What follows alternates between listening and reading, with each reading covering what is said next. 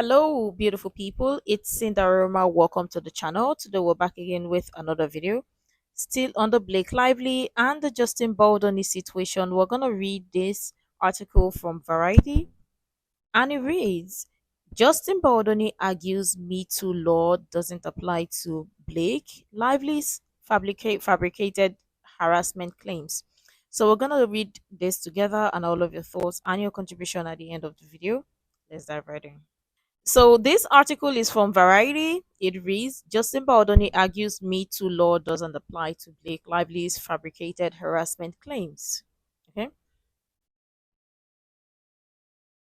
Justin Baldoni's lawyer responded Thursday to Blake Lively's attempt to throw out his defamation suit, arguing that a California law meant to protect harassment victims doesn't apply to Lively's fabricated claims. The actor director filed a $400 million lawsuit against Lively, his co-star and her husband Ryan Reynolds in January, arguing that they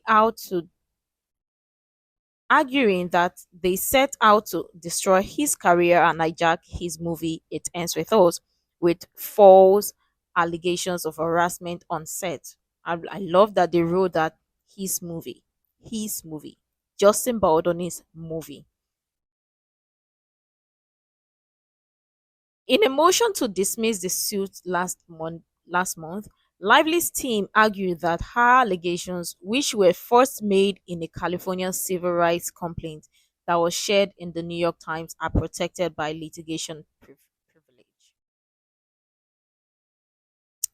Okay? Lively's lawyers also invoked the Protecting Survivors from Weaponized Defamation Lawsuit Act, a 2023 law that protects harassment accusers from retaliatory defamation suits. The law provides immunity from suit and allows a prevailing defendant to claim attorney's fee and damages. In response on Thursday, Baldoni's lawyers Baldoni's lawyer noted that the protection applies only to harassment claims with a reasonable basis that are made without malice. They argue that Lively, in fact, made up the allegations and that therefore the law does not apply. Lively fabricated her allegations of sexual harassment either wholesale or by exaggerating benign and not harassing interaction in a concerted, malicious effort to seize control of the film and later to restore her reputation after a well publicized series of marketing missteps that sullied her reputation, Baldoni's lawyers argue. You know what I love about Bryan Freedman is the fact that he takes his time to respond. It doesn't just rush up to respond, it takes his time to respond. And this Bryan Freedman is the man. Okay. Baldoni's lawyer Baldoni's lead lawyer, Bryan Freedman, said in a statement that Lively's team is attempting to set a dangerous precedent by using the law to undermine Baldoni's right to sue under the First Amendment. Bryan Freedman is the man. Call him. Miss Lively and her circle of Hollywood elites cannot prevent my clients from exercising their constitutional right to petition the court to clear their names from her false and harmful claims, Friedman said. This right protects not only Mr. Baldoni and the Wayfair team and the Wayfair parties in this particular case, but all Americans in the future who have false accusations levied against them and seek relief for our justice system. This must stop here, and we will continue to fight against this blatant attempt to block access to the court system and to weaken our nation's constitution to serve those who are in the position of power. You know what is interesting about this Blake Lively situation? You see the power play and the power dynamics. I mean, it's very obvious. You can't even ignore it. Ezra Hudson and Mike Gottlieb Lively's attorney said Friday that Baldoni is essentially seeking to invalidate the California statute of all victims of harassment. They are not saying that it doesn't apply to Miss Lively. They're saying it's unconstitutional, and no woman should ever have these protections. They said that is giving manipulation, right? It sounds like manipulation. That's right. Justin Baldoni, the man who has built his brand on supposedly speaking up for victims, believes that the First Amendment right of victims of sexual harassment and sexual assaultment to speak out should give away to the right of perpetrators to sue their victims into oblivion. It's giving manipulation, right? It's giving. That's what it sounds, right? Because they want to use his words against him, or they want to use his mission, his goal, or what is working against him, and also play the woman card. It's giving manipulation. That sounds like manipulation, right? Right. Baldoni's response also contends that the litigation privilege does not apply because Lively first made the allegations well in advance of lodging the civil rights complaint.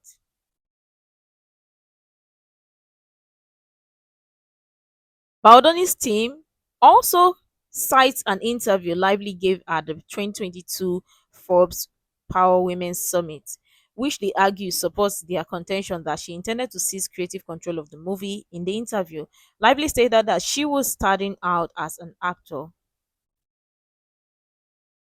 As an actor, I knew that they just wanted me to show up. Lively stated that when she was starting out as an actor, I knew that they just wanted me to show up and look cute and stand on a little pink sticker where I'm supposed to go and say what I'm supposed to say. But I also knew that like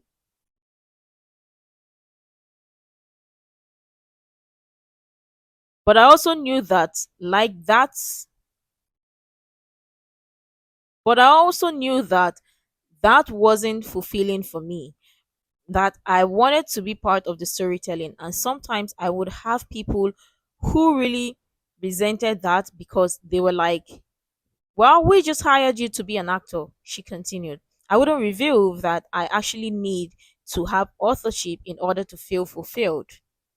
So I think that for them, sometimes that might have felt like a rug pull because you're trying to assert yourself into something that we didn't hire you to.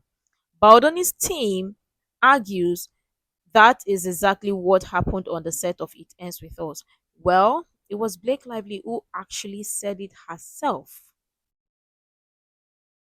So, you know what is even funny?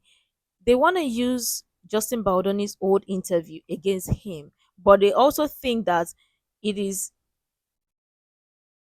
unconstitutional, or it does not make sense for Baldoni's team to use Blake Lively's old interviews against her because she's a woman, and because Justin Baldoni is he claims to be a feminist and is fighting and defending women, or he wants to give women the voice, or he doesn't want to silence women's voice. So therefore, he that is a man, he should practice what he preaches, and he shouldn't use a woman's word against her, something that she said.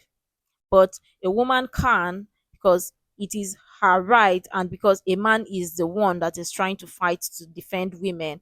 So it only applies to the woman, but it doesn't to the man. Make it make sense. Is that sounds like manipulation, right? I think it does. Lively spokesperson cited numerous allegations of harassment from her complaint, including his discussion of pornography, sharing details of his sex life, improvising intimacy during the scene, and casting his friend in the role of an OBGYN for a birth scene. Friedman shot back on Friday afternoon saying that Lively and her team are rattled and have resorted to making inflammatory remarks to steer focus away from the actual facts. Friedman is the man. Clearly, they want to divert the public's attention from the receipts through the actual documents, video footage, and additional evidence shown it make that make it irrefutable that there was no sexual harassment. Let's start again. Clearly, they want to divert the public's attention from the receipts, the actual evidence, the actual documents, video footage, and additional evidence shown that make it irrefutable that there was no sexual harassment. Friedman said. It's also surprising that Miss Lively and her team are suddenly speaking so passionately about the hard-won rights of survivors community, sidestepped considering she sidestepped this topic from the entirety of the film campaign, focusing instead of her hair care and alcohol products, which at that time caused the organic backlash that she received. She does not need discovery to find out who smeared her. Just the mirror will do. Well, it seems like Brian Friedman is paying attention and is actually listening to a lot of us creators that have been talking about this because I mean Blake Lively should just go and buy a big mirror and look at the person in front of the mirror. That is who you are supposed to hold accountable. But you see the tactics, they want to use the card to play, first of all, the woman card, which makes sense because that's what they are pushing. Then they also want to blame it to say, well, they didn't mean to say this or they didn't mean to do this. But I mean, since you're talking about this, remember when you as a man you made sure to defend women or to always be there for women, to always be there to defend women. So therefore, it should also be applicable to her. Because didn't you just hold a microphone on stage to say, well, you want to be there for all women and give women their voices and you identify as a male feminist? So why is that not applicable to me? Baby girl, go and buy mirror. That's all we've got to say. But again, let me know what your thoughts are in the comments below. Obviously they know the truth, but if they continue that they want to go down this route, they're gonna lose. They're gonna lose. And that is just the truth. They are gonna lose.